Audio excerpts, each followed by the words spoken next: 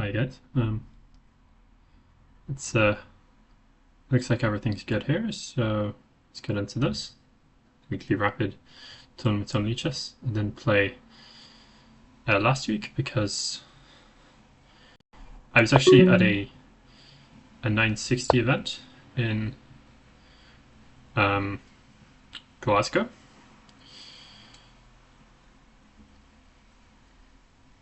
Which went okay. I got sixth place, I think, tied for sixth. I got 3 out of 5. I lost to an IM, but that happens.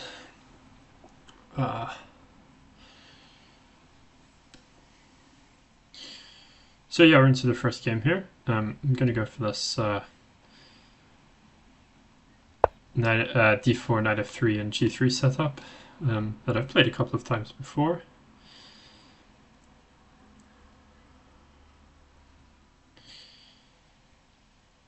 It's sort of it's not the most ambitious, any opening that you can play against everything is obviously not the most ambitious way to play, but there are certainly things you can do to make it more exciting. And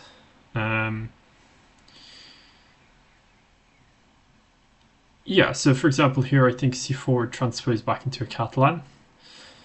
And you know what, let's do that. I don't know so much about the Catalan, but I'm feeling I'm feeling we should give it a go. We've got a nice 2342 rating here, which is no longer provisional like it was in the previous videos. So I'm going to try and keep this. It's going to be a struggle, but yeah. Now I've omitted the move knight c3 here. I think in the Catalan you would actually have this move, or maybe not. I don't know. Now this one actually is this is an interesting move. I think what I should do here is actually take straight away, because I don't want his bishop to be open. So I think I should play cd5 first. The other option would be to play bishop g2, bishop b7, and then I don't know, some kind of like knight d2. Yeah, that also looks okay.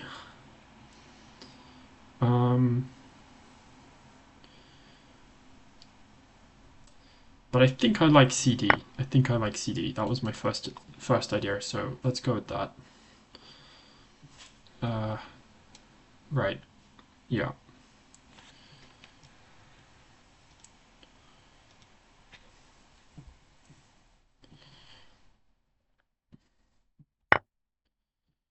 Yeah, knight takes d5. I think that's yeah, that's obviously quite reasonable. I think I would have preferred e takes d5 in that exact position, because that maintains a grip on the e4 square. So now later on I'm going to be able to play e4 myself and kick this knight back and get a big center. But for now we're just going to put the bishop on g2 where it belongs. Now there could be some bishop b4 check ideas here, but I think if I play bishop d2, that's not so bad. Yeah, bishop b7. I think we should just castle here.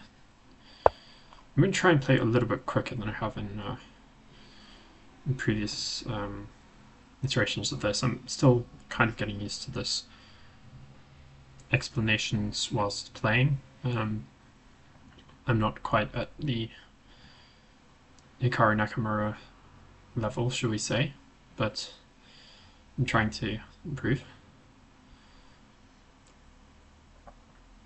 So it's hard to get across my thoughts and also play good moves at the same time. Okay, so definitely the plan here is at some point to play e4. But for the moment, if I play e4, he can play knight f6, and then it's actually quite difficult to defend the pawn on e4. I can make moves like knight d2, but that's a little bit awkward. So instead, I think the move knight c3 is quite reasonable here. Just challenging this knight on d5 if he takes towards the center, and that helps to reinforce my d-pawn. So for example, in the event of c5 and takes on d4, I could then simply take back with the pawn. Otherwise, c5 I think it's quite a reasonable approach for him. This also lends further support to the e4 advance. So yeah, c5 played. That's definitely quite reasonable.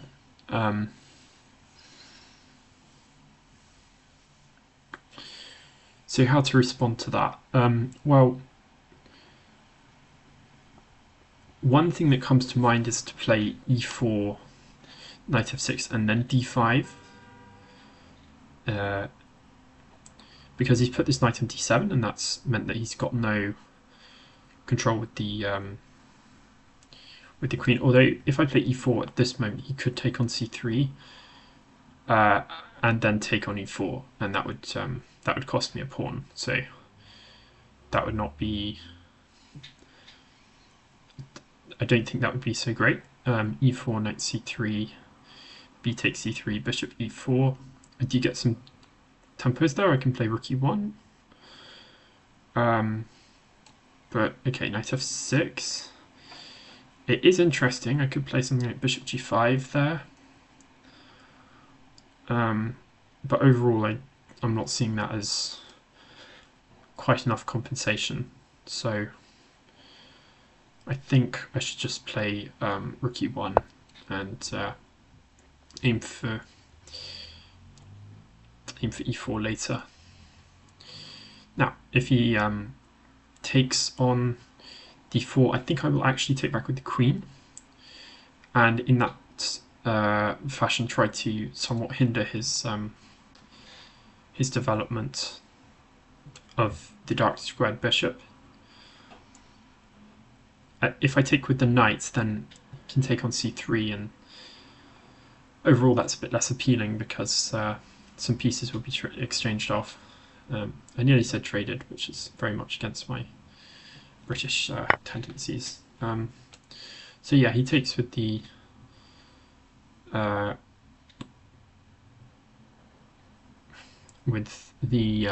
pawn on d4, as we expected. Now there is a question here. I could actually take on d5 first and then take on d4. And I think I quite like that, because either he takes with the pawn and then I get to play against this isolated pawn, or he takes with the bishop, and again I've got later tempos with e4. So I think that's probably the right thing to do.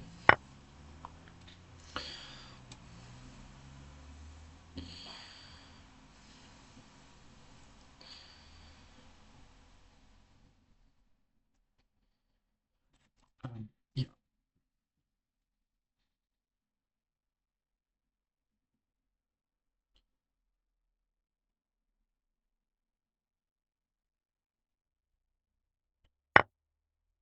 Yeah, so bishop takes, that's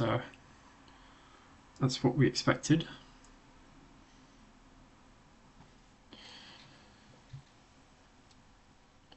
Now, I don't actually have to take back immediately. It's not really so easy for him to defend it, but I don't think I've got anything more useful. And as I mentioned, this does hinder his development a bit. So yeah, queen takes on d4.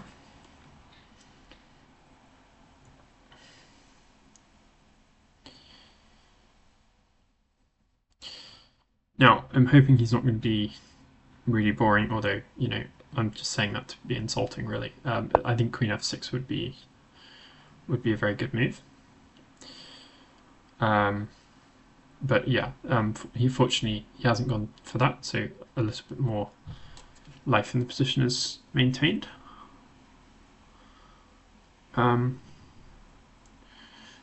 Yeah, so now there's some ideas like bishop c5. I can play queen a4 check, so I'm not too worried about that. And I need to improve the position of my rooks, so how do we go about this? I think bishop f4 seems quite reasonable to me.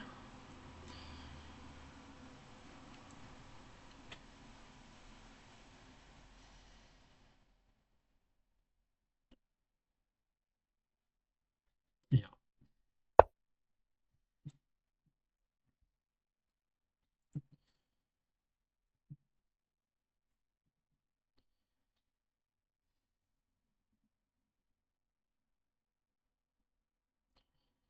Okay, so bishop c5, queen a4 check, probably queen d7. It's sort of how I'm expecting the game to go.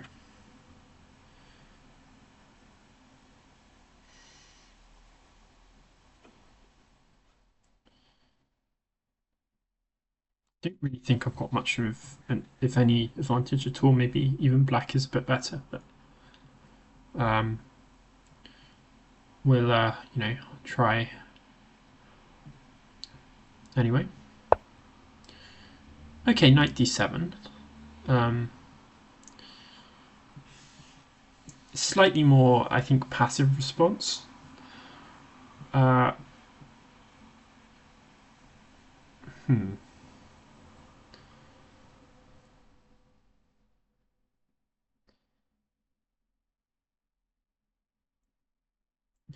Yeah, so now I think I can get the advantage here. I can play e4 and then put either rook on d1. And now it's going to be quite difficult for him to get all of his pieces into the game because he won't be able to castle due to the pressure on d7. So yeah, I think this is a decent opportunity for me now. I could also play knight e5 as well. That's another potential way I can take advantage of this. I think I want to go with the a rook. The e rook does a decent job of supporting the pawn on e4, so it can stay there for now. I might want to move my queen away later, and in that event the rook would defend the e4 pawn as well.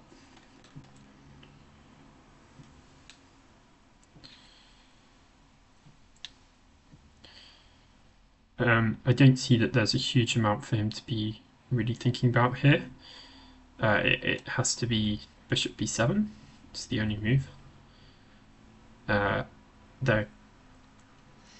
There's some faint consideration of b5, but I really don't see how that helps him at all. So yeah, bishop b7. And yeah, let's just try and play a little bit faster here with rook a to d1. Put some pressure. So yeah, this knight is now pinned in two different ways. It's pinned by the queen on a4 and also by the rook on d1 to the queen on d8. So yeah, now knight e5 is more or less a winning threat. He could play bishop c8 for the moment.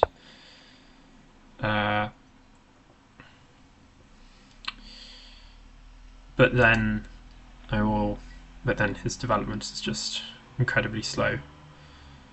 Now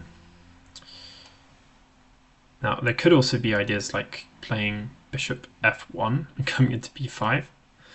That seems quite appealing. But for now I think we're just going to continue with knight e5. Attack this knight again.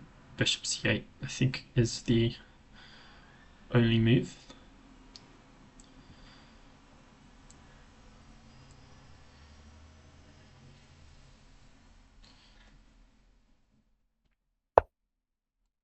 I goes rook d8. Okay.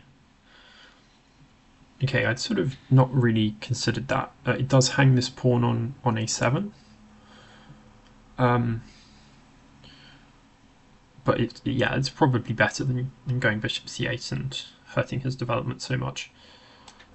Even more than it is already. So I can just take this. But another very attractive move is knight c6, which would force him to give up the light squared bishop.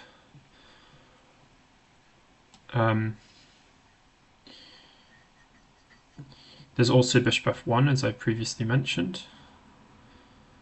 So yeah, lots of pretty good options here. I think I like bishop f1. It just feels quite aesthetic to go back in this way. Bishop f2, is that a threat? I don't think so.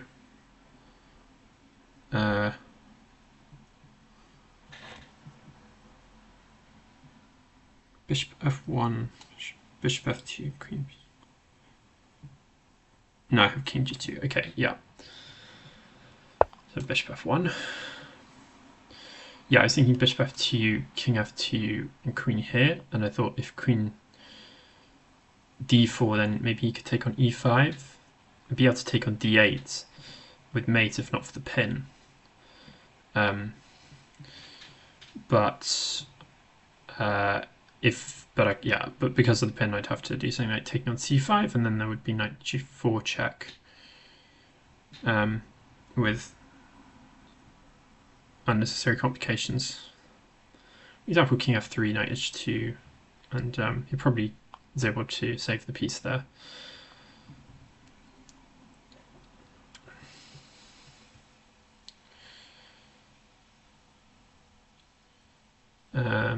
But I think after bishop f2, king f2, and queen c5, I can simply slide the king over to g2.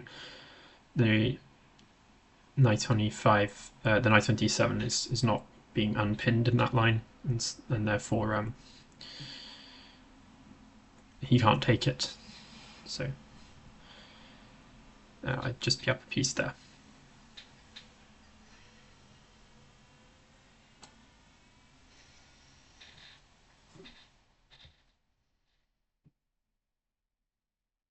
See, now if I get him to play bishop c8, knight c6 would just win on the spot, because it will fork the the queen and rook. Okay.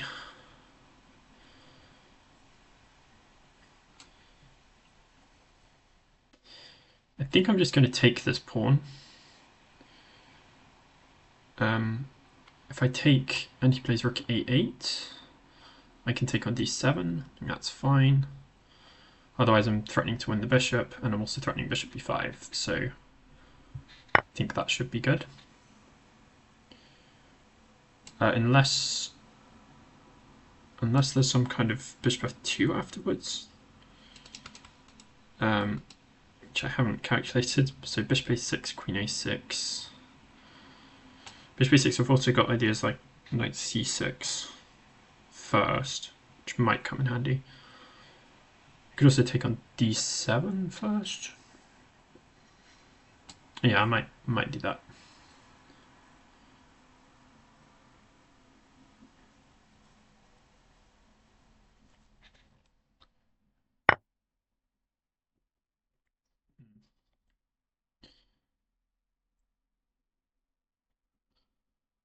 Let's see, so rook d7, knight d7, queen d7, and queen a6. That seems pretty good. Queen a6, bishop f2, king f2, queen c5,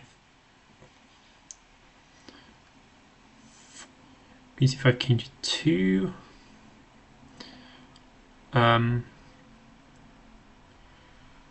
Knight e5.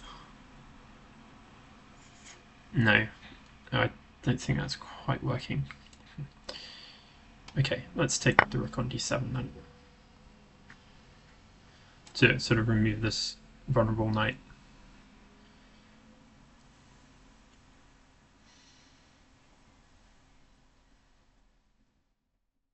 I don't think he's really got any options. Yeah, let's take on d7. Still preventing castling, threatening knight c5. I think he has to take with the queen.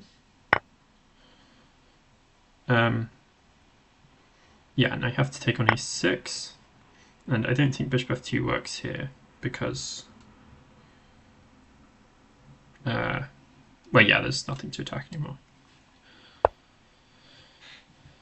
Okay, so now it feels like some kind of consolidating move is in order. I think queen e2 is quite reasonable. I'm trying to fight for this open file. Maybe bishop e3 to eliminate this strong bishop on c5 can be played.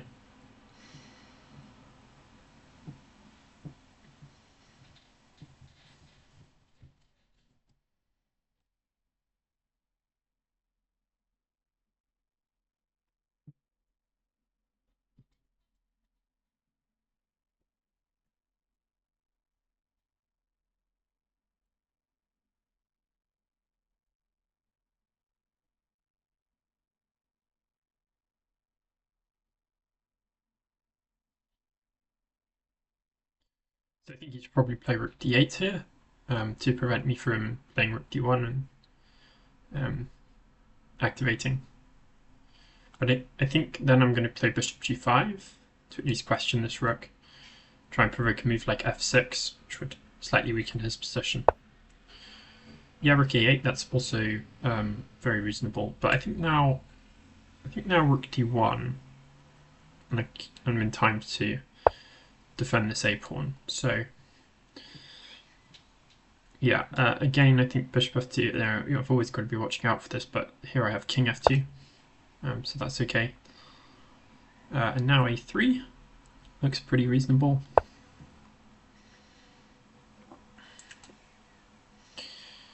Yeah, I think bishop e3 now is going to be quite high on the agenda, but at the moment the e-pawn is attacked. So maybe I should play queen d3 first. Really got lots of control now on the d file.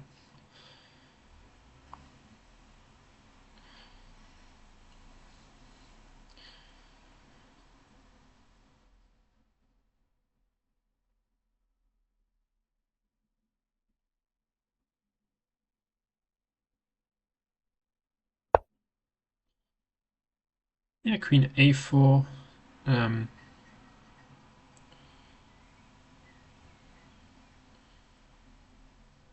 So now if bishop e3 is still... I'd have to sit back with the pawn, so I think rook c1 instead.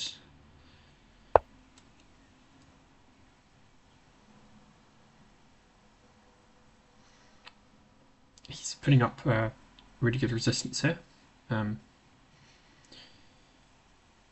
Maybe I'm just not playing very well. It's also possible. g5. Not so sure about that move. Does gain space, but it weakens his position quite a bit. Perhaps I should have even considered bishop d2 and bishop c3, because his king would have been very weak along this diagonal. Well, maybe I can just do that anyway then. Yeah, bishop d2 and... okay, d8, queen c2 maybe?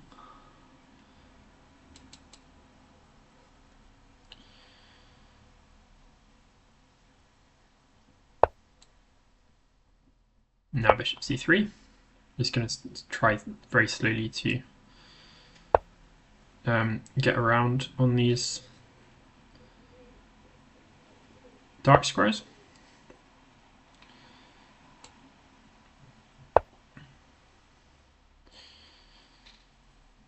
d1 seems quite reasonable. taking h4 at some point.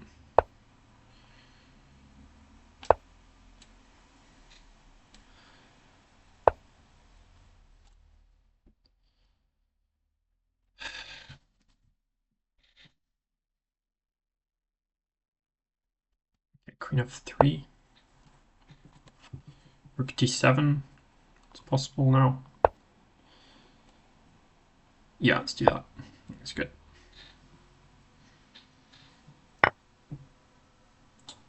Don't think that works. Just take it.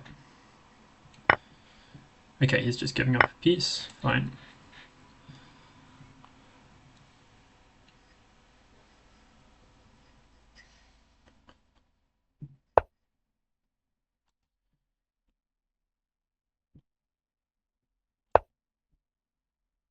Okay, so now it's just going to be a case of trying to improve the pieces. f5. I think I'll take that as well. And now rook d6 attacks the b6 pawn and the h6 pawn. f4. Yeah, I'll take that. If he takes with the pawn, I'll play king f3. Takes with the rook, I'll just take this one on h6.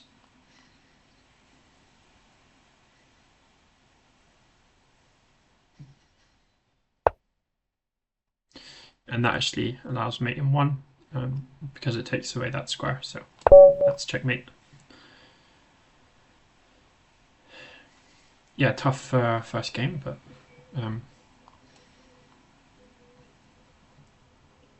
got the win in the end. Presumably the last game, yeah.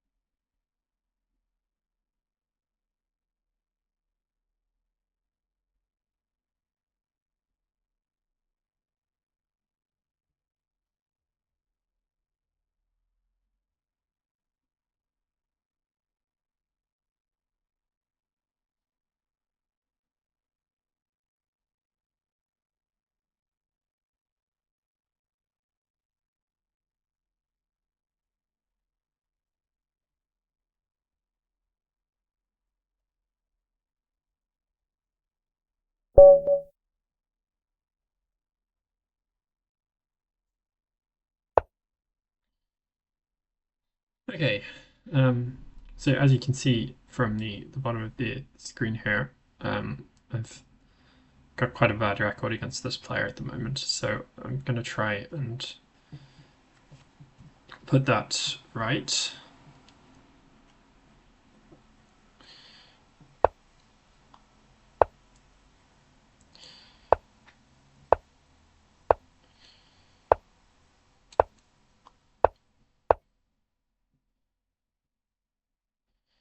So this is called the symmetrical English. It's a very solid opening for both sides, really. Now, it's slightly non-symmetrical position now because he's played d3, as you can see, and I've played e6. And he's put his knight on f3, and I've put mine on e7. Which makes some slight differences. For this knight could, for example, more easily support this one if it got into d4, but this knight is obviously slightly further forward, which is nice for him. So bishop g5, obviously pinning this knight, but immediately kick it away and castle.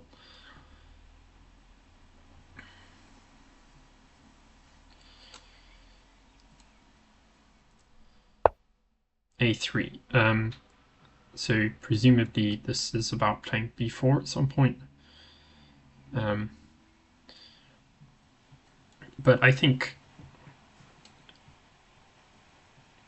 I don't make so much of this opening, to be honest, or not the opening in general, but this precise plan of bishop g5. I don't think that h6 is a weakness really worth provoking.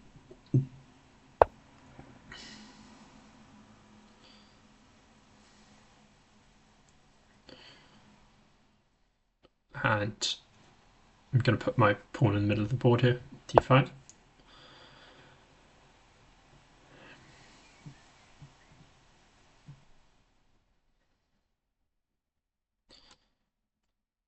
Now knight d4 seems quite reasonable, though that does take away the pressure, that might allow him to play b4 at some moment. b6 also quite reasonable to try and develop this bishop. What should we go for?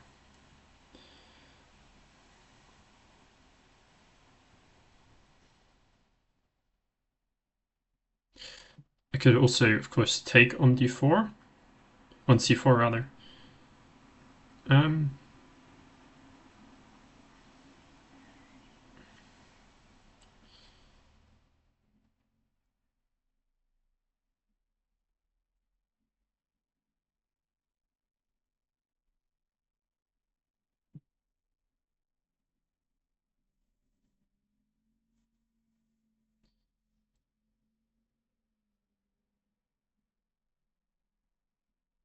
I quite like b6. I want to be a little bit less committal.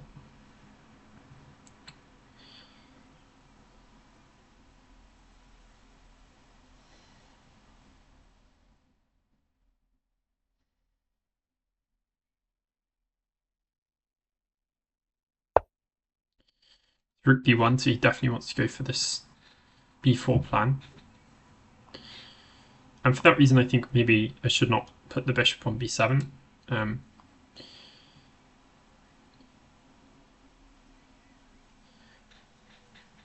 Because after b4, he would be threatening to take on c5, which I don't like so much.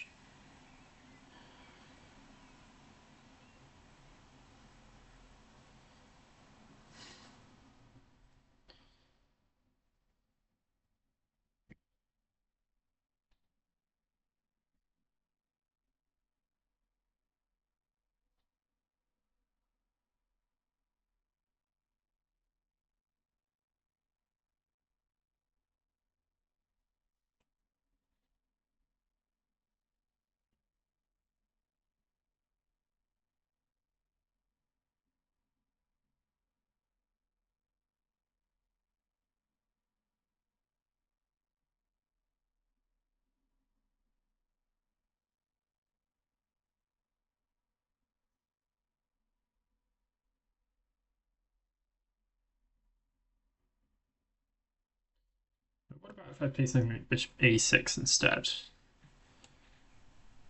But then you can still play b4, I think, though, because then there's a threat at b5. So I think I'd have to take on c4 first if I wanted to do that. Okay, I think dc then. Let's go with that. And bishop a6.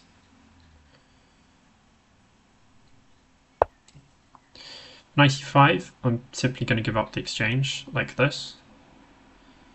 Sorry, that would be two pieces for rook, but yeah. In general, I would be quite happy to allow that.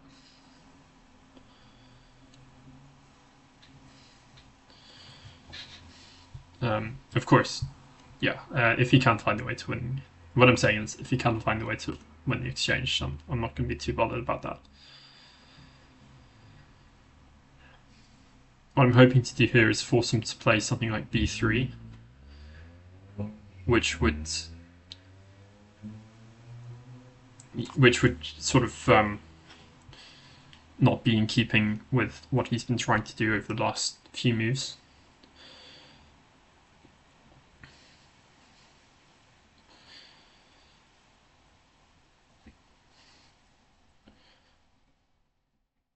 Which is, playing b4. So if he has to play b3, then that's quite a significant gain for me, I think. Still, he probably should play b3, right? Maybe there's queen a4. Oh, okay. That's an interesting That's an interesting one. I sort of overlooked that. Okay, knight b5.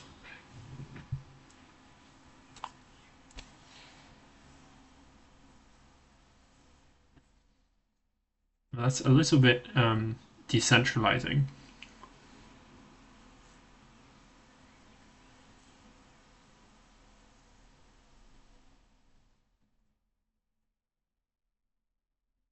Just wondering, knight d4, knight d4, cd4, bishop a8, queen a8. How is that?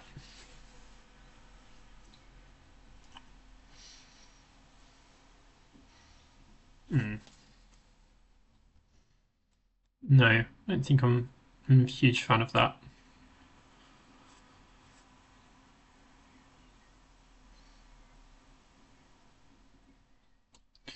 There's also knight a5. Could also take. Yeah, lots of options, but difficult to find the best one.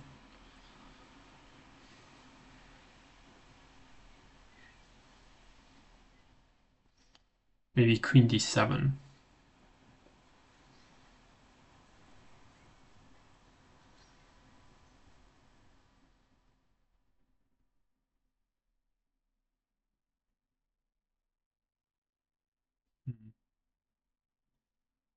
Maybe even e5 actually.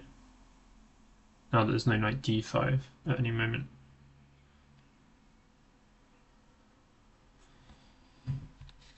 Hmm.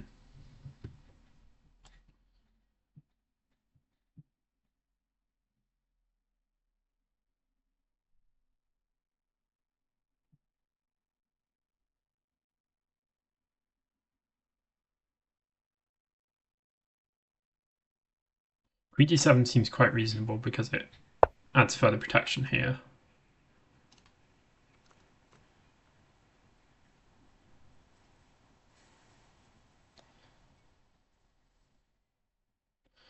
It also adds a bit more pressure to d5, potentially.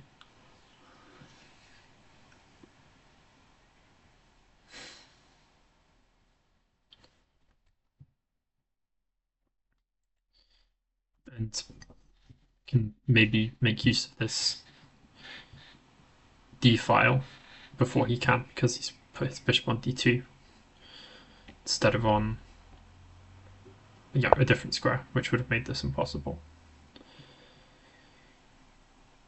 Yeah, okay.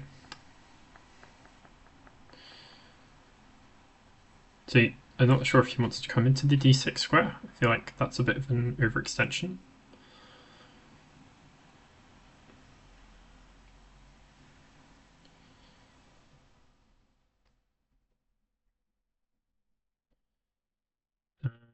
Okay. I think I want to go with this rook, right? Because that way there's knight c7 isn't a fork. Okay, let's do that. Also, it gets off this diagonal.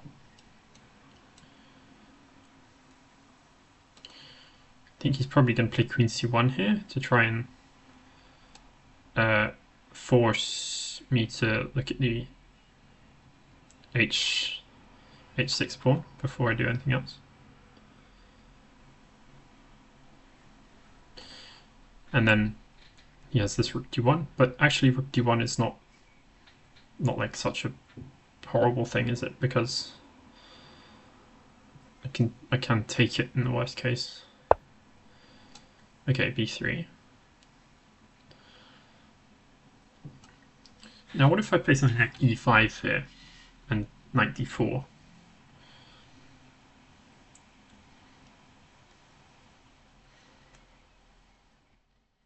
I'm not sure what's really wrong with that. Could also play knight d4 straight away. I can also move the queen to attack his queen.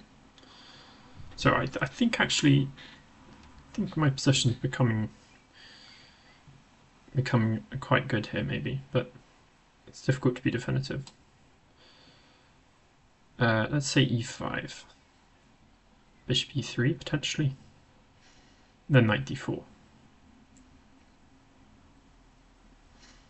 Okay, I like this, I think.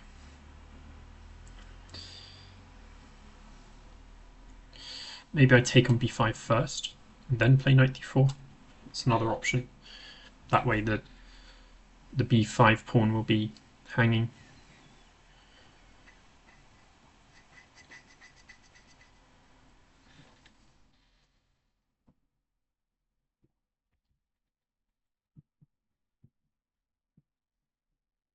Yeah, that actually does look pretty good for me. So something like bishop e3 or bishop d2. Yeah, bishop e3. So I simply take and play knight d4. Now, again, I could play knight d4 straight away, but somehow it feels a bit silly. I don't know. Okay.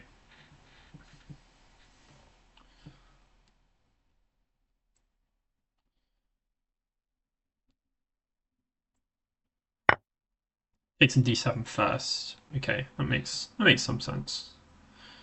But now I'm gonna have I'm still gonna have a lovely knight on d4, which I presume he's going to take because it's attacking b5 and d2. Now I think I want to take with the c pawn probably, although e takes is also quite tempting. E takes keeps my bishop a little bit better, and I can maybe get play against e2. I think I'm going to go e takes actually. I talked myself into that because I think if c takes, then that gives him the potential for play on the c file. I was thinking c takes because then I might get e4, but I'm not sure. I'm not sure that's super effective. Now, obviously, another big plan here is going to be knight d2 into c3. I think I'm just a bit better here, to be honest. But yeah, I have a bit less time, so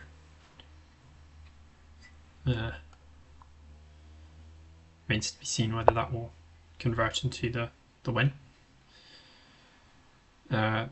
Okay, knight d5 just looks great here, right? I mean, e3 I can play. Oops, I can play knight c3.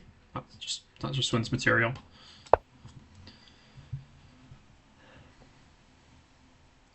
Now I think you're probably going to play rook c1 because that way knight c3 he can take it. Although, does that actually work? Because I could take back, he takes on d7, and then I play c2. I don't think he can actually stop my pawn from queening there. Okay. So we play knight c3. Now we're attacking b5 and e2. Yeah, pleasant choice here between rook e8 and knight b5. I'm going to go with knight b5, I think. It's a bit simpler.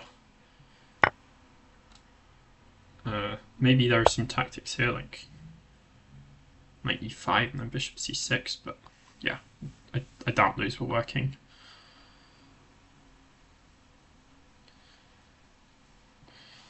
Okay, so now we have to be a little bit careful because there could be e3 in the air, and I need to make sure the d4 pawn has sufficient support. I think if I play knight c7 here, I can play knight e6, and then that gives it a lot of protection. The other option here is simply to play rook d8, and then maybe take back the bishop. That looks quite good as well. Obviously, I can't take on e3 because of the pin.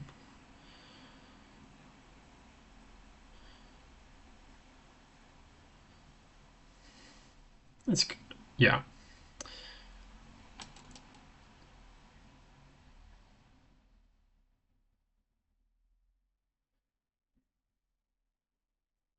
think rook fd8 is the move I'm going to go with, because this threatens to actually just take, which is quite nice.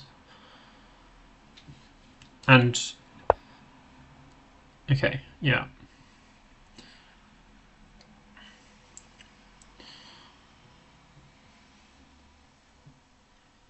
With knight e6, more protection for the pawn. And eventually I can unpin with knight f8, which is quite nice. He takes. I'm not so sure about that. I think he should have thrown in bishop h3. He wants to get an opposite coloured bishop's position, I believe. But I'm not going to let him do that and take with the bishop. And this way the exchanges will instead be into a rook, a knight versus bishop position, which I think gives me slightly better chances, in particular because his structure on the queen side is locked on the light squares.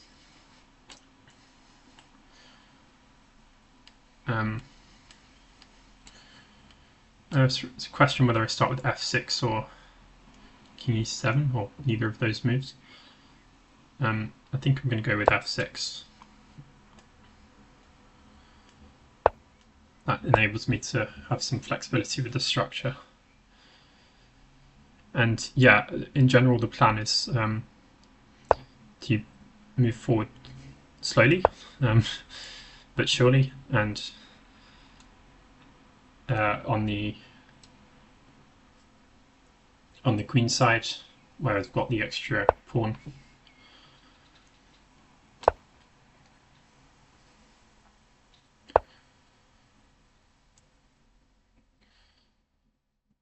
and hopefully that will be enough to win.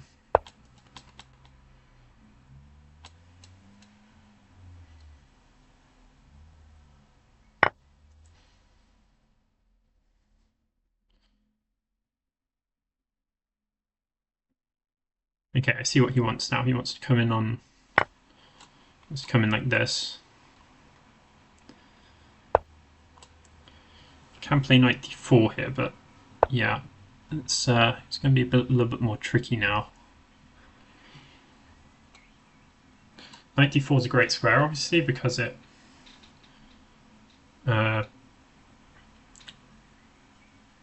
stops him coming in there.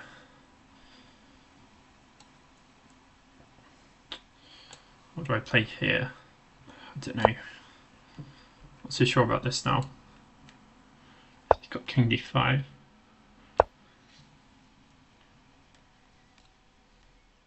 But now I think he has to go back, right? Or play b4. But maybe b4 is just good. I don't know.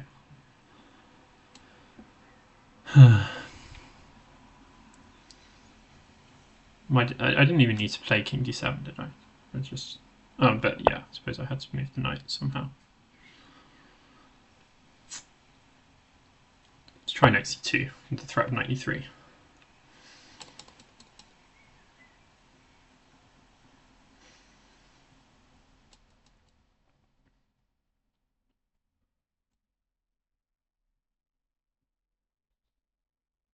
Just a little bit, I'm just not quite active enough here, which is annoying. I'm sure, yeah, if I'd had a bit more time, I could have converted this probably, but you know, with quite easily. But yeah, it's tough. At least now he can't play king e6 because of knight d4. Do I take with the pawn or with the king if he takes? Probably with the king.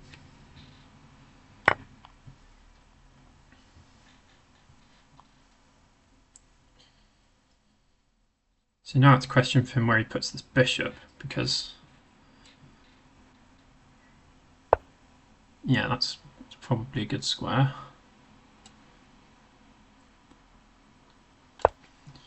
Now there's this. Oh no, am I throwing it? Yep, I'm definitely throwing it. Okay. I guess we gotta try and go after this one now. Yeah, not feeling so great about my winning chances now.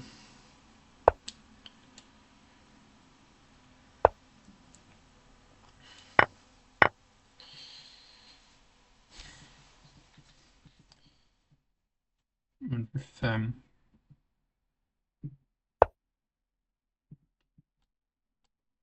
maybe I'll even lose, I don't know.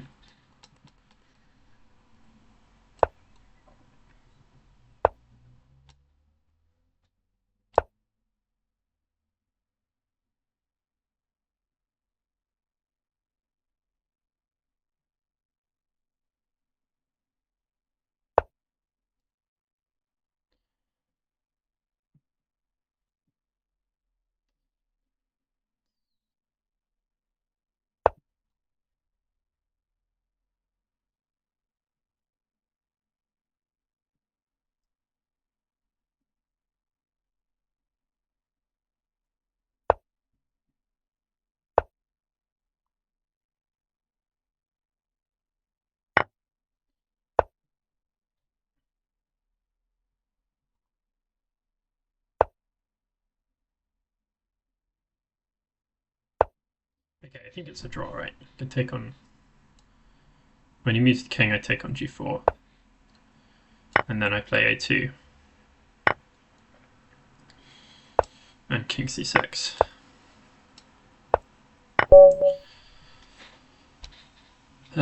Yeah, that's quite a frustrating one, but yeah, I just need to manage my time better if I want to win those games.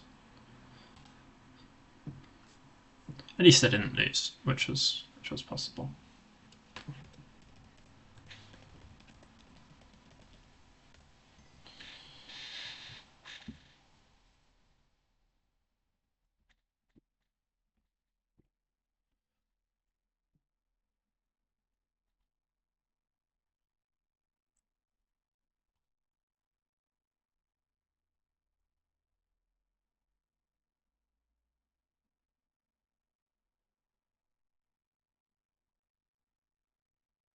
She's still in the game ongoing.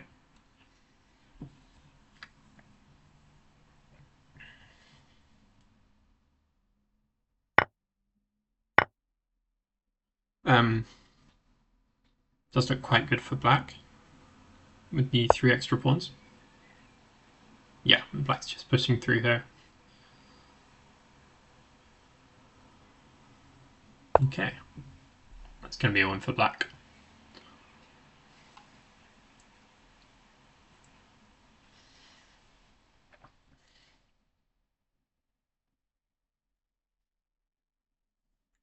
Yeah, that'd be an interesting game. The one I drew there to look at a bit later because yeah, I thought I had pretty good position there. I mean, yeah, obviously it was winning up a pawn, I think, but maybe I don't think I quite handled the kingside situation so well because I think it should have just been winning in the long term.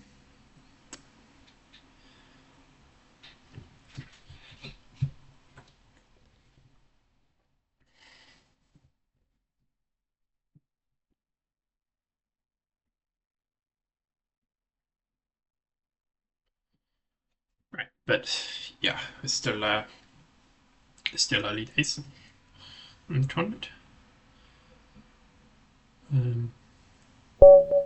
Okay, what should we do here? Let's play e4.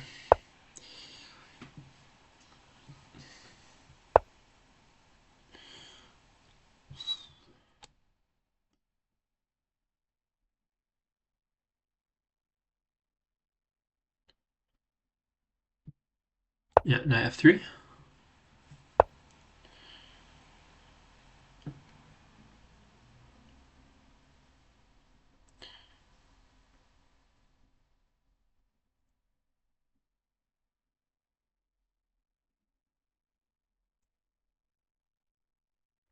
The choice here, Rui Lopez or Italian?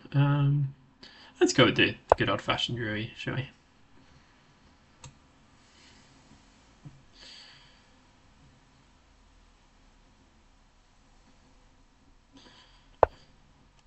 So d6, yeah, of course that's a playable move, but it's generally considered to be a bit more passive than some of Black's other options. I think the immediate d4 is just fine here. In the situation where a6 and then d6 has been played, d4 is not so great because of a very famous trap. I think it's called the Noah's Ark trap. But here, it's a slightly different story. Basically, the trap involves White's bishop eventually being attacked and trapped. A6 is I think quite a good move here because what I'd really like to have done is put the rook on e1 and then put the bishop back to f1. But here there's no time for that.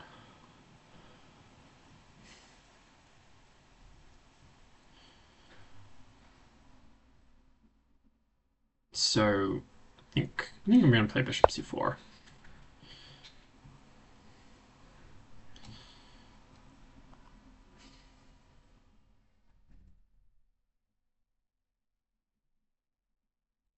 Could play b5 here actually. Anyway, you might think like why do you say that? Like why do you want to put the bishop on b5 and then all the way back to f1? Well, specifically here, it's actually helpful to maintain more pieces on the board because of this typical situation that now arises where I've got the e4 pawn against his d6 pawn, which means I've got a bit more space.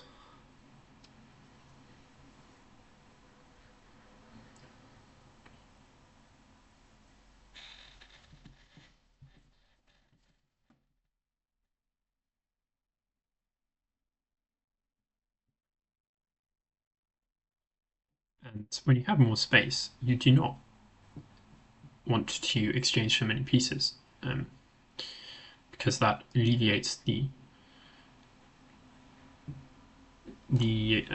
how much the problem of having less space is felt. You can, even though this isn't a super cramped position for Black, you can sort of see how some of the pieces are already getting a little bit in the way of each other.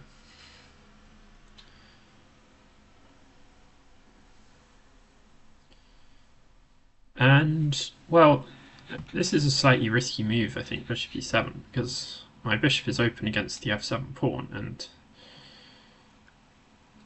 what if I simply play here knight takes c6 and queen h5? I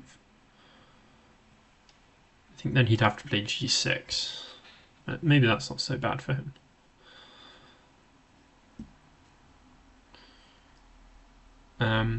Okay.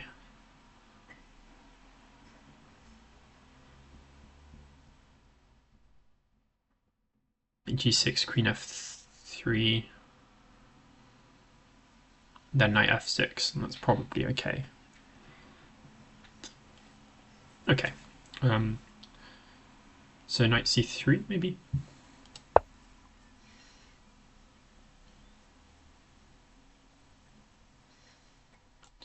Now, obviously, I talked to Lisp earlier about like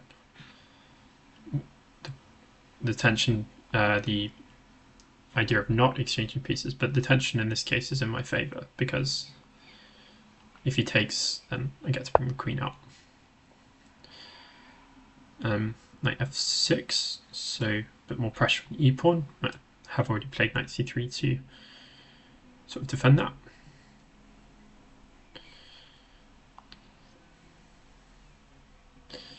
One option I could consider is knight f5 to try to gain the bishop pair.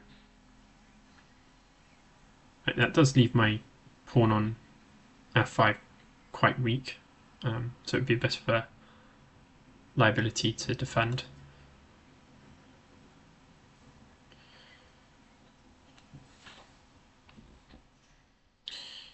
Now he does potentially have a threat here to play b5 and then b4 to attack this e-pawn, so I think I'm going to go a4 and just stop any of those ideas.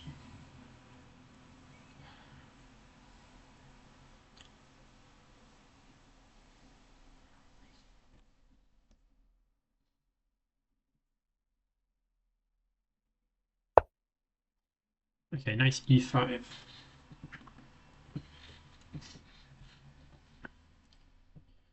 In general, I think this is a little bit of an artificial move because it just does like one thing, which is it attacks the bishop. The knight will be a bit of a target later on. It leaves my strong knight on d4.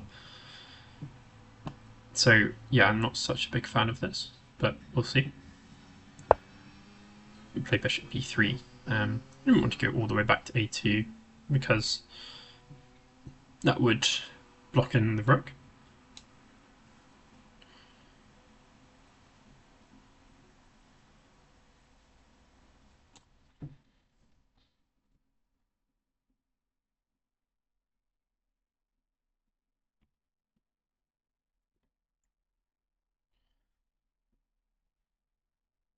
He doesn't have any sort of.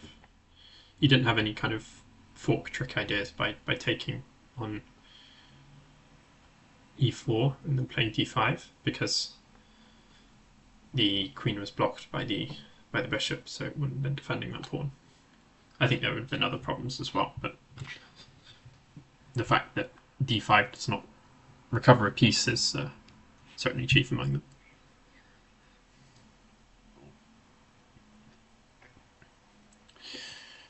So in general, what can we say about this structure? Well, it's not like a pure case of majorities here because I've got like 4 here on these 3, but the d pawn and the e pawn can be swapped off, so it's not a case of like one side of there being pawn majorities in that sense, but I do have more pawns on this side of the board. So I think now I want to get a bit aggressive here really, because this knight on e5 is really begging for this f4 move. So I'm going to do that.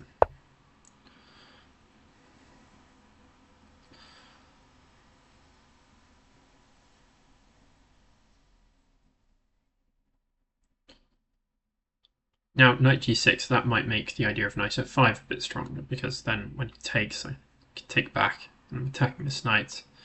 Knight has to go to an awkward square, either h4 or h8, and obviously knights are not so great on the edge of the board. But here maybe knight h4 would be quite a reasonable square, because it's attacking the pawn on f5, which, as you've discussed, would be quite difficult to defend. You could play queen d3, but then you can simply attack it again, for example, queen d7.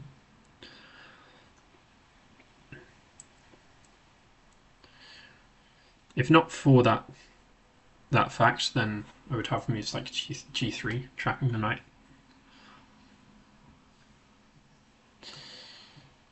But I could prepare this idea, for example. Knight g6, I could play g3 first. It looks a little bit risky because it exposes my king.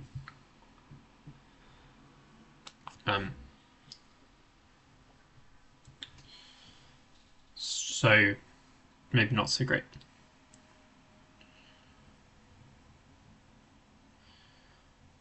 I feel like there's probably a better way to implement this idea. Maybe for now we just play king h1, see what he wants to do. because I'm not seeing it as so simple for him to generate some active possibilities here.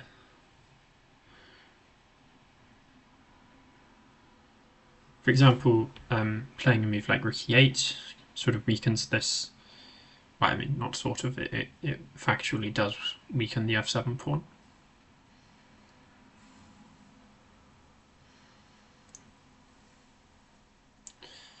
And there might be some kind of tactic later based on that. Bishop f7 and could be a useful resource at some moment.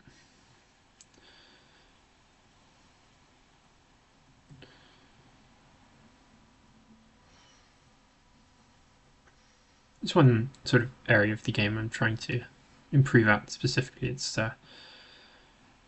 playing moves that don't actually do anything immediate, but just slightly improve the position and maybe enable other ideas to work as in the future. You can argue that King h1 was not the biggest improvement I could have made to the position, but and you might well be right. For example, I could have played Queen d3, and that would have sort of threatened knight f5 because the f5 pawn would have already been defended, and therefore after knight h4 and then I'm discussing I would have had g3. But maybe I'll just do that now then.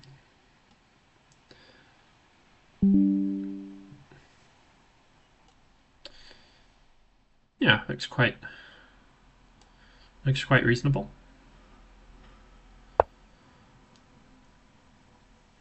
Again, bishop g4 is sort of I don't want to be mean, but it's sort of a pseudo move, really. It's not actually contributing much to his possession. It attacks the queen. I wanted to move the queen anyway, so a lot of people say, okay, bishop g4 gains the tempo. Well, I think that's quite questionable because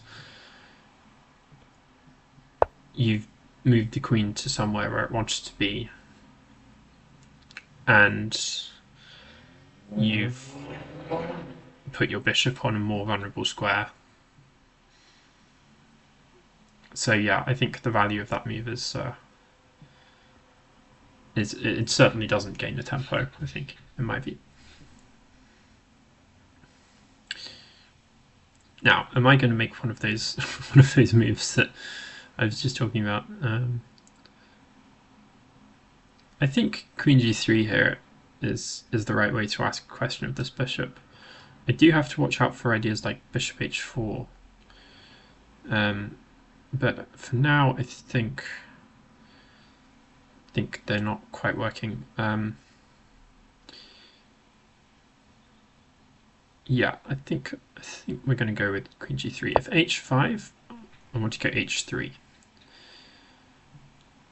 and yeah, that would trap the bishop. If bishop h4, queen h2. So I think this is quite a tricky position for him now. If bishop h5, I think I have queen h3, and then the bishop no longer has any squares. So you would have to play knight f6 back.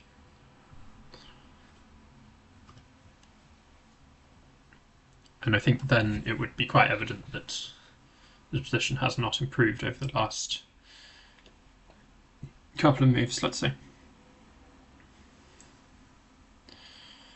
His bishop would then be on a very silly square.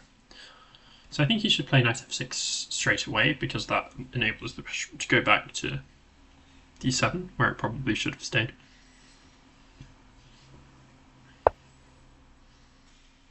Okay, c5. Yeah, that's quite reasonable, because if I move the knights, he could either exchange it or or he could, yeah, and if I take the bishop, he takes my knight, so play knight d5. I quite like that. I think that's good. It's pretty good for me. But I think I can get more with knight f5. Knight f5, bishop f5, ef5. He could still play knight h4. It's true, but I've got ideas then like knight d5. I think this is quite good for me now. Earlier variations of this did not have the knight d5 idea carrying so much force because he could have it wouldn't have been a permanent square on d5. Could have catched it out later with c6. But this one, this is taking away the c5 square from his pieces and also in general making them a little bit less active. Also with the knight on d7, it's harder for him to get at this f6 pawn, this f5 pawn. Queen g4 is possible, because if knight f6, then you can take on h4.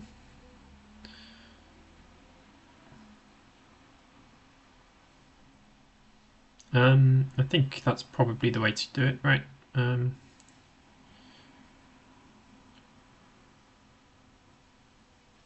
Yeah. Now I've got this threat of g3.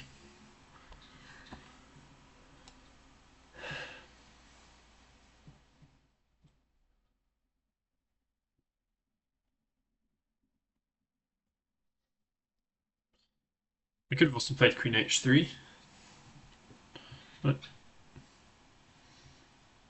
I like this a little bit more, I think. And queen's just a little bit better placed on g4. Okay, so now why isn't g3 just winning? I honestly don't see why.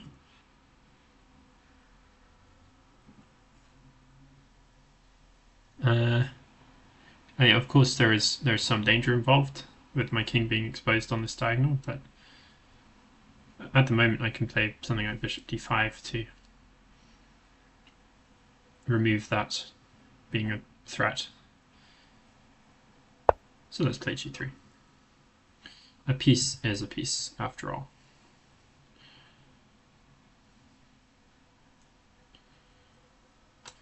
Something like g6, is that what he wants to do? It could be. Also, after taking on h4, my queen can come back to f3 or g2 at some moment. So my king might look superficially weak, but I don't think it's in real trouble. But we'll see. Queen c8, yeah. So if I take immediately, then I'm a little bit concerned that he'll have something like c4, and then queen c6 check and things like that. So I think there's no way that the knight is going anyway. So but if I go here, there, what's that? Oh, that is a bit annoying actually, because then if I take here, you can take with the knight and defend. Okay.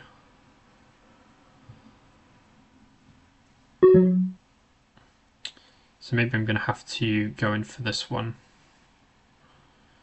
whether I like it or not.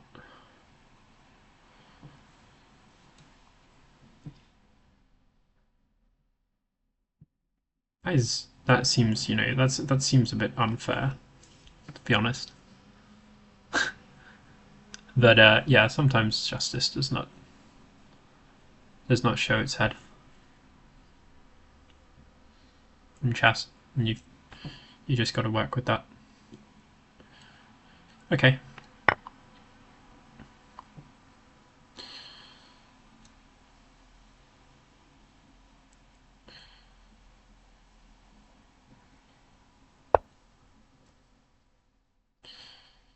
Okay, he goes knight f6 first, but now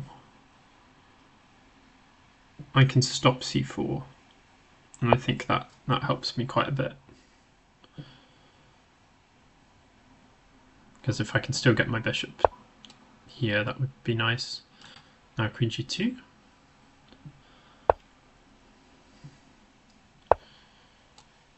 So that is undefended, so I think I can just take it. I think if I take but if I take with the knight, then c4. So I think I take with the bishop instead.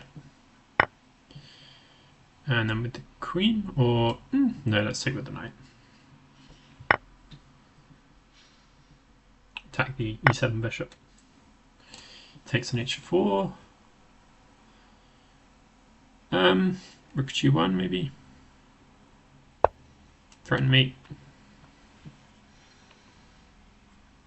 And I'm going to reinforce this knight with c4.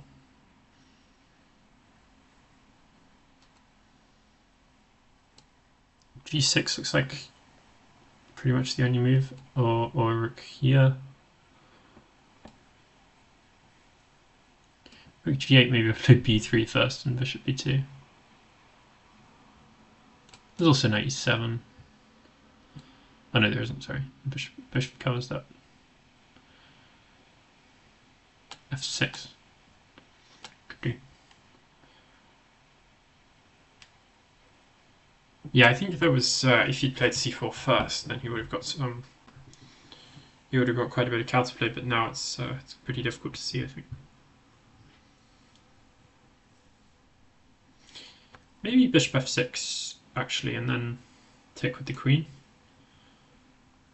That keeps some chances alive. Now I'm going to go b3 and bishop b2.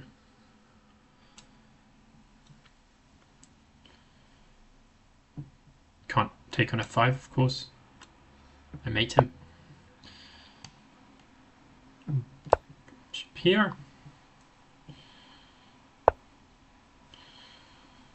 Okay. Okay, so there's no c3. Let's reinforce this knight a bit, actually. Take.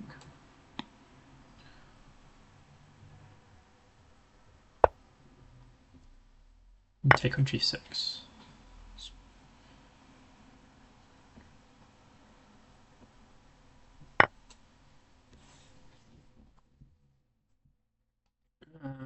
Queen here. And queen e5.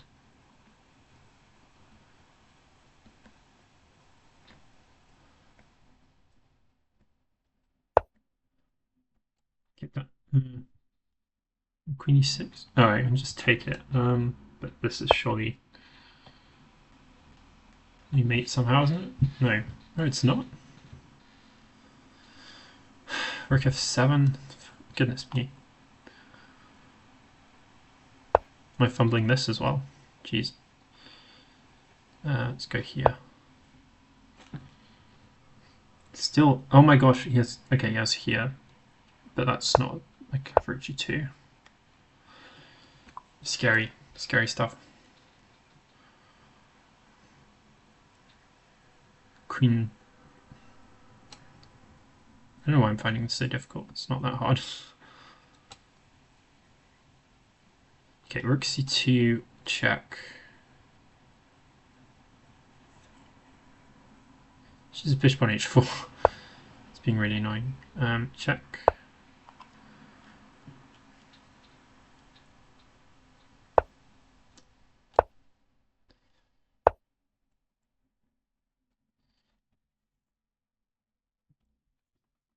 Ideas like knight f6 and rook d8, but they're just not there.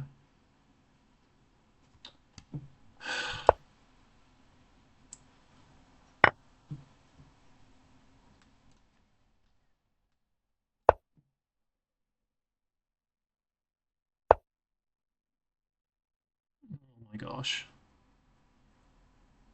how can you mess this up so badly, honestly?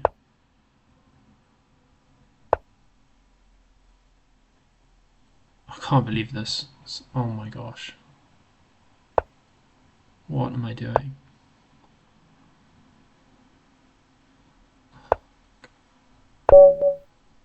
What? I can't believe that. Honestly, that's so bad. What am I doing? So bad, man. Oh, well, yeah, I just didn't look at that at all.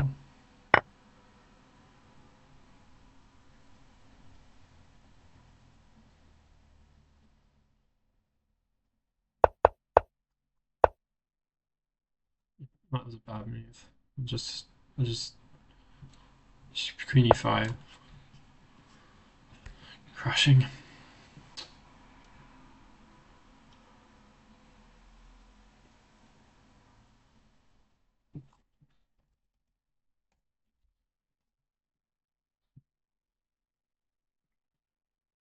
It was really bad.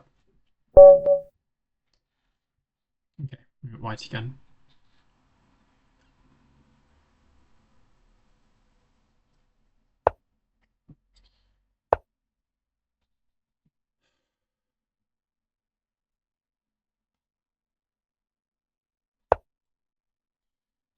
Play the King's Gambit.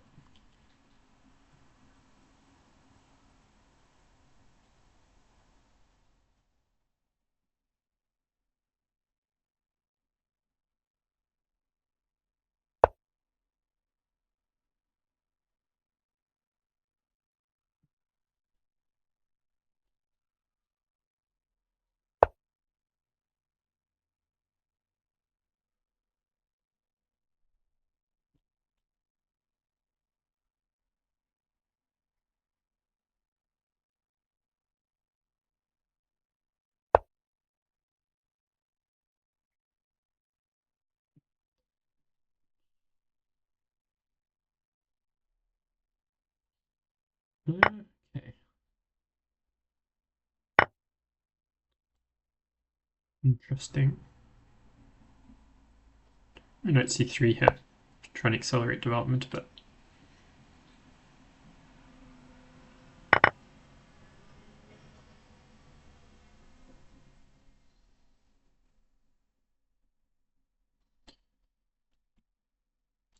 Bishop c5, I think I'll play bishop g5, and then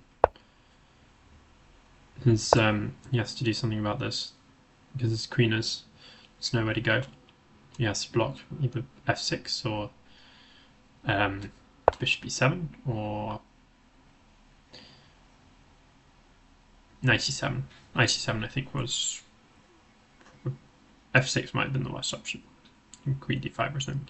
But now I can play bishop e3 and it's like he's played bishop e7 instead, which is not such a great development of the bishop.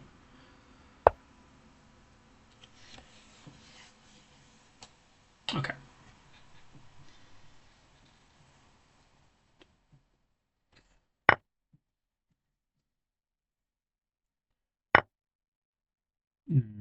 Queen takes.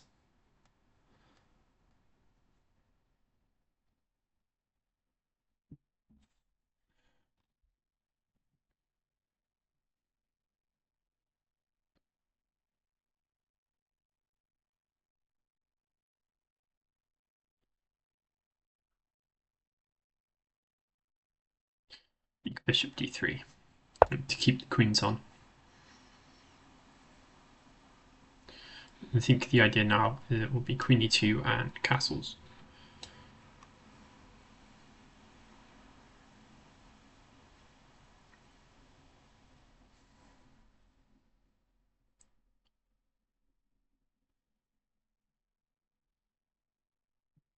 Maybe queen d2 instead. I'm not so sure about this queen on the open file.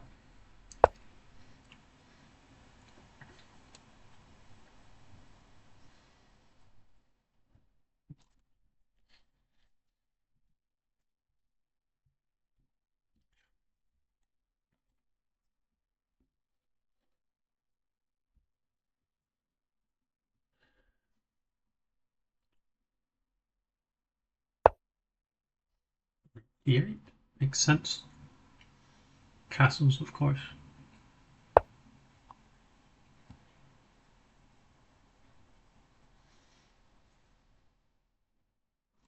See, now his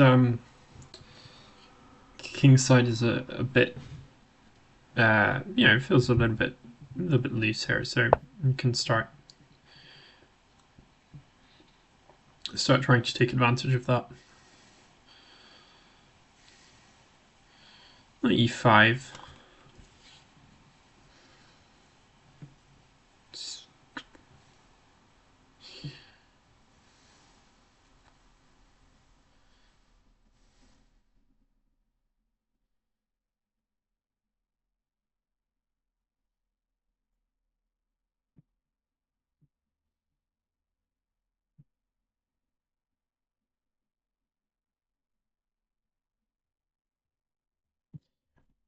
Well, yeah, definitely want to take that. Don't want to lose this light squared bishop.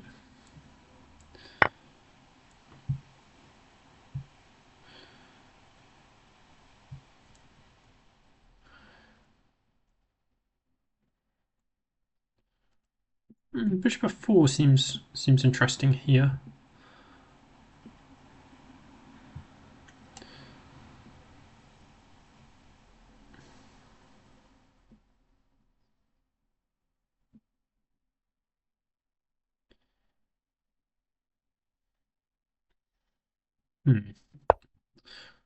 Skewer towards the c7 pawn, so this options are a little bit limited.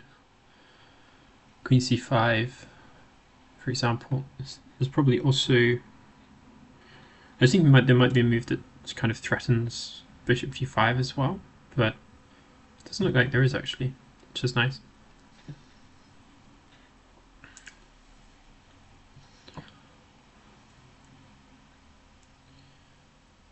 Queen a5, another move. Attacks a2, so it's probably better.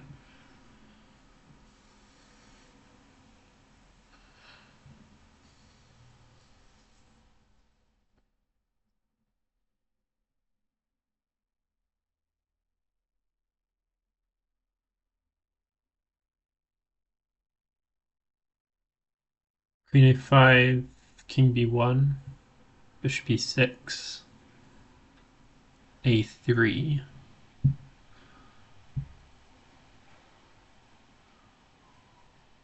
That could be quite dangerous.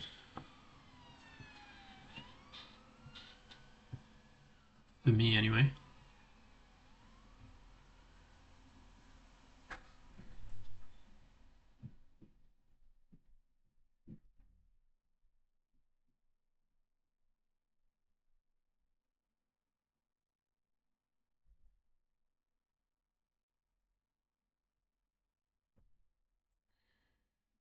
Yeah, we should not have allowed that.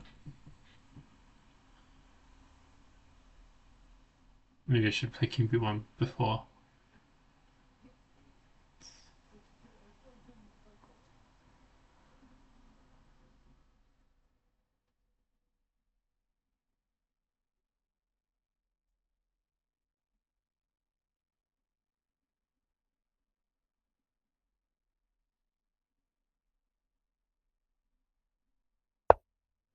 Okay, use queen c5, which I'm a little bit happy to see because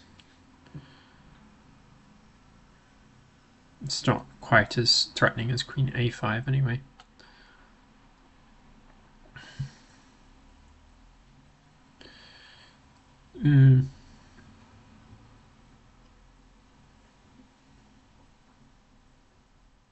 Maybe queen e2 here to try to start getting towards this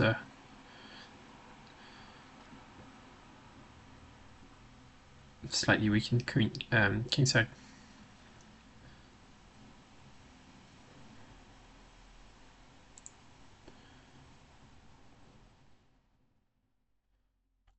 Bishop f5 potentially. Okay, bishop g5.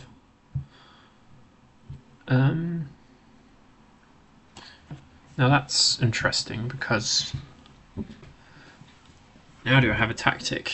Bishop h7. bishop h7, king h7. There's also king h8. I need to consider that. Oh, but then I take on d8, so that's fine. Bishop h7, king h7, queen h5. If bishop h6, I take the queen.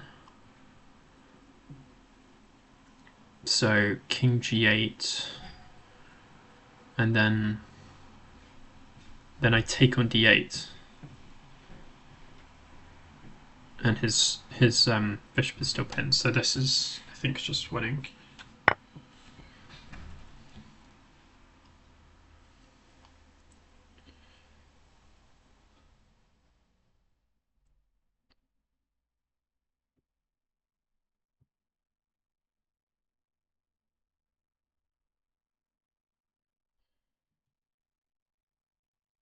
Yeah, it's interesting. He can get some. You can get two bishops for queen and pawn, so I think that's the best you can actually do here. Like queen h5, bishop h6, queen c5, bishop f4, king b1. I don't think he can do any better than that. Yeah, king f8. Yeah, if he took on h7, of course this just lost as well, because he's down a pawn for nothing. Take on d8.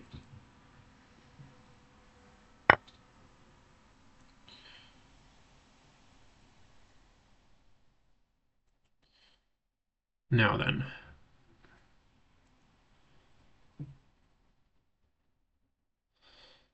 Okay, so rook e1 is possible, threatening mate on e8, bishop d7 probably.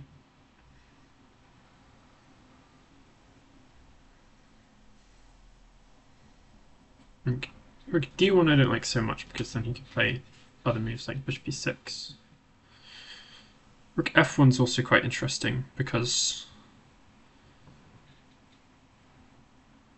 it pressures f7. Maybe stops bishop e6 in some lines as well. I'm gonna go with that. For example, bishop f5 I can take, and then play bishop d6, discover check, winning the queen.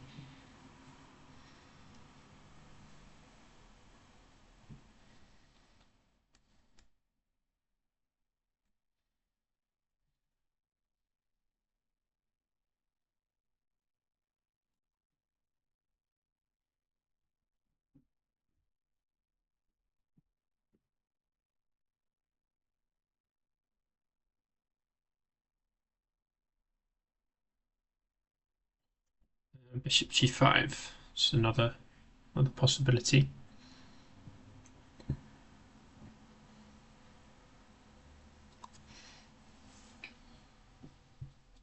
Okay, queen a5. I think he should have probably played that a little bit sooner.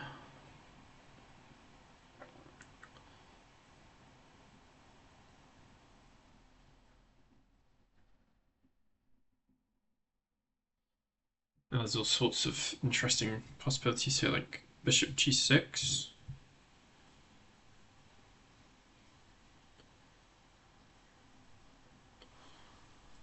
Fg6, I can click on c7.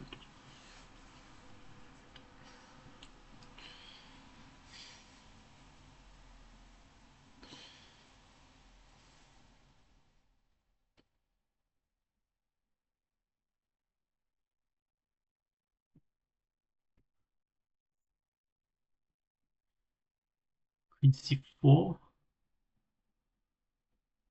With bishop e6 I could take.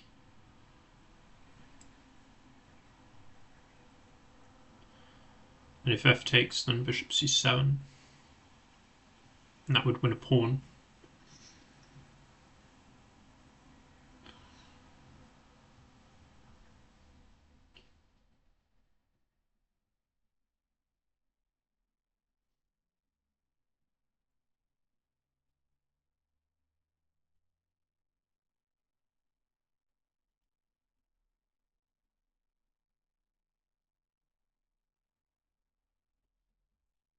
That seems quite reasonable. Defends the bishop again. Objectively, maybe I should be playing something at king b1, but I think this is also okay.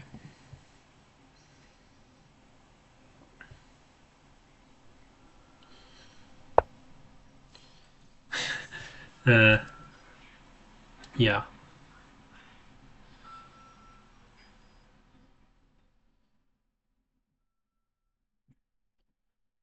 So I don't think I'm play queen e6 here. I don't think there's anything better.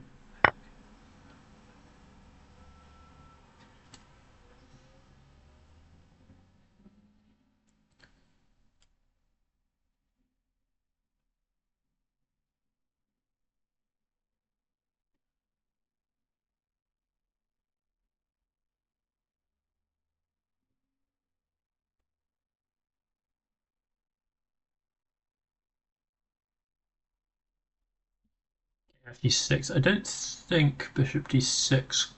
No, it's not quite. It's not quite mate. After king e8.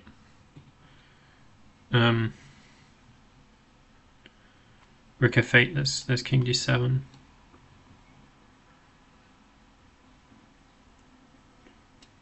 And if bishop d6, king e8, bishop g6, again king d7. So not quite.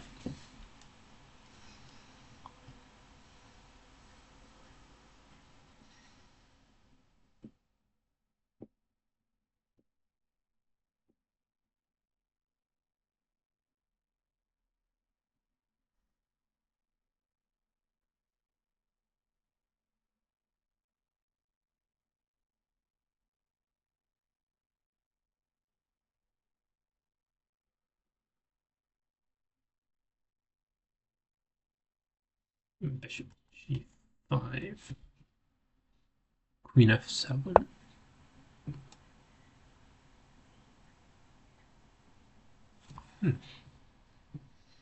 That would be a good move if it wasn't for this one.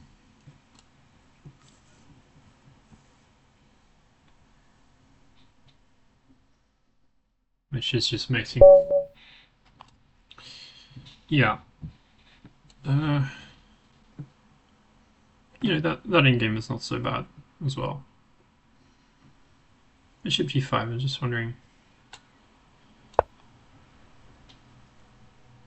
Yeah, I just take. This doesn't work. It's a draw, wow.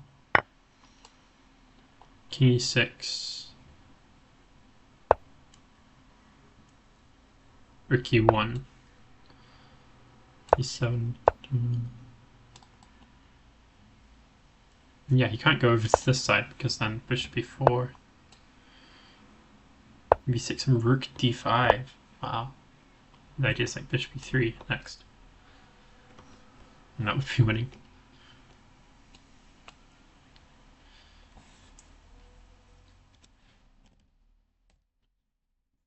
Okay, so let's spectate on the one remaining game.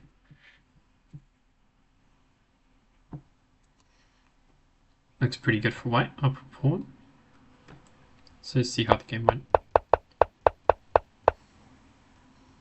Interesting opening system. Not really so familiar with this, but it doesn't... This sort of combination doesn't seem so great to me, but I don't know.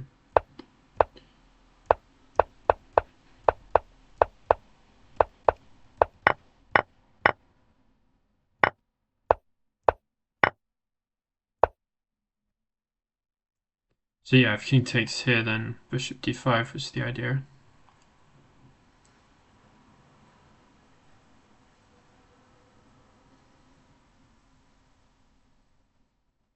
cd5, queen c7.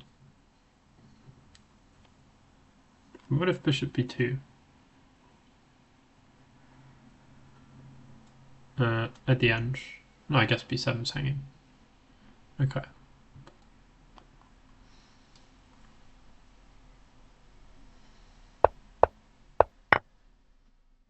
Not not taking any of the discoveries here.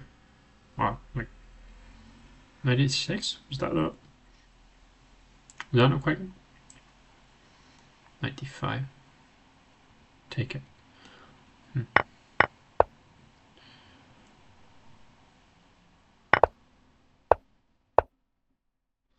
Yeah, so now just getting in on e6 as well.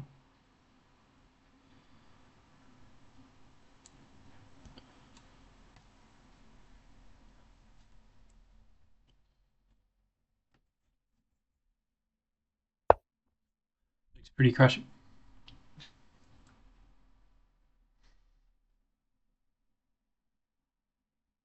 Actually, take on b5?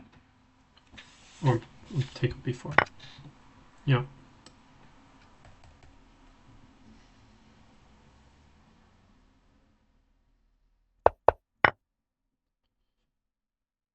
Because now rook f6 is playable. But d7 is hanging.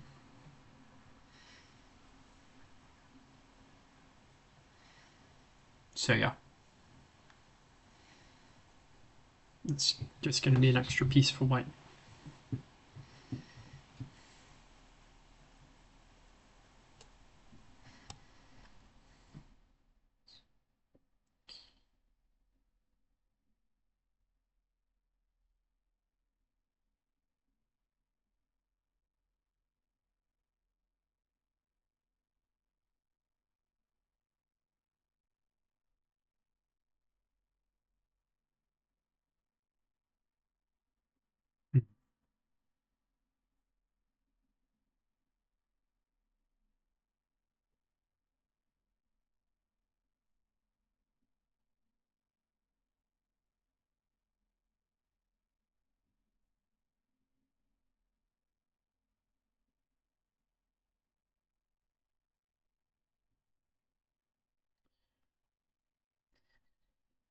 Mm-hmm.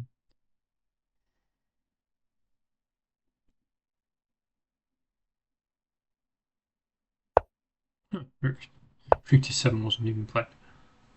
Strange. King g4 and then takes on d7. Nice.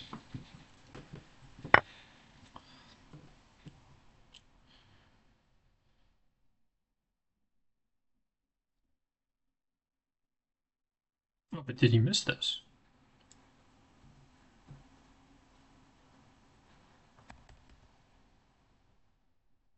Did he miss it was defended? Wow. I just lost an exchange. Huh. Yeah, I missed that too on the first viewing, but I don't understand why not just take on d7 first. Yeah, queen g4. Like even here, you can take if you just take with the rook and not the queen. Yeah, strange one.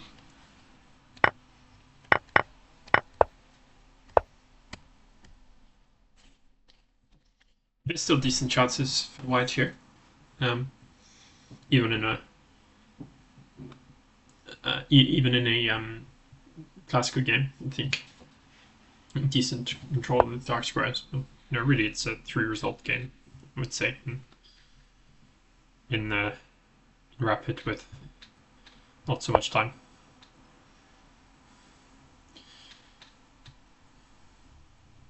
That's a reasonable move, but I think white will just put the bishop back on g2.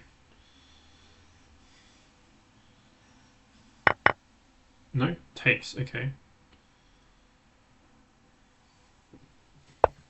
interesting. I would have thought this makes it. Oh well. Okay. I would have thought that made it harder to defend actually, but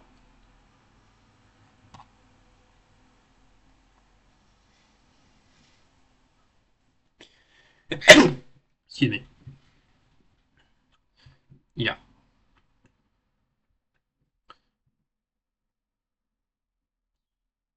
Yeah, I was thinking bishop g2.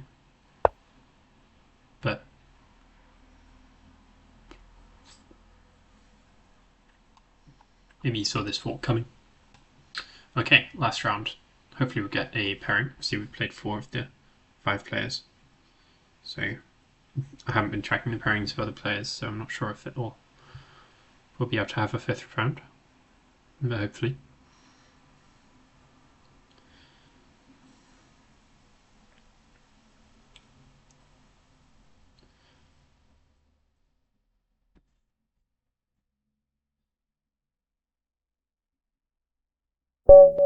Okay, we do. It's good.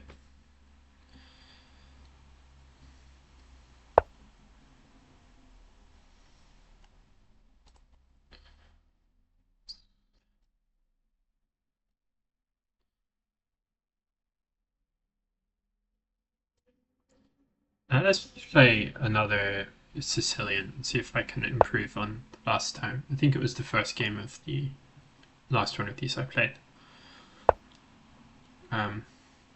Yeah, I got into some trouble, even though I had quite a good position from the opening. So I'm just going to play those same moves. As I mentioned in that one, it's all about control over the d4 square in the opening. Bishop b5. I'm going to play knight d4, I think. Yeah, this is quite reasonable.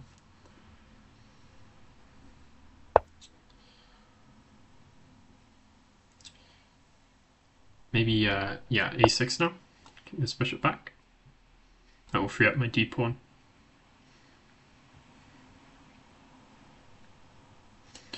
Notice that you can't take on d4 here because I take on and I attack both the knight and the bishop.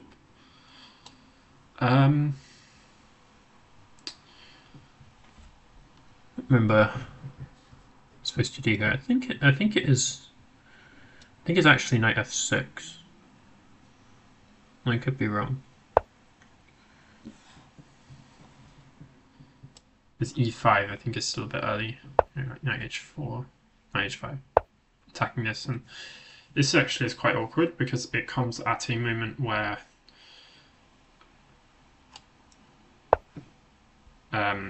you can't defend it with the d pawn, and this gives me the target on e5, and I can of course take on here. So this is actually a threat to win a pawn by taking on f3 and then on e5. If you go with the queen, then I couldn't take straight away like d takes, because the queen would be on the f7 pawn. But after castles here, that's no longer going to be the case. Also bishop g4 here, that looks very tempting. I think he would have to play bishop e2, right? Because knight g5, I would have h6.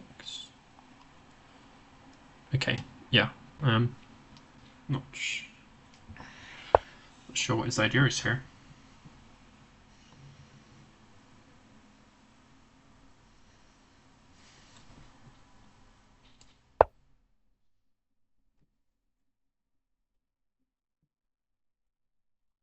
Okay, so now obviously you need to watch out a bit here because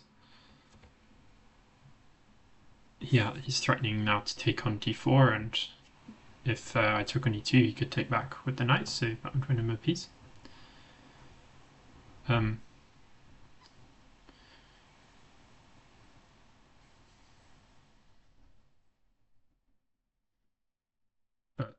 yeah, I didn't have to do that, of course. I can play something like bishop f5. And it is very tempting just to take on e2 and castle and claim that I'm a bit better there.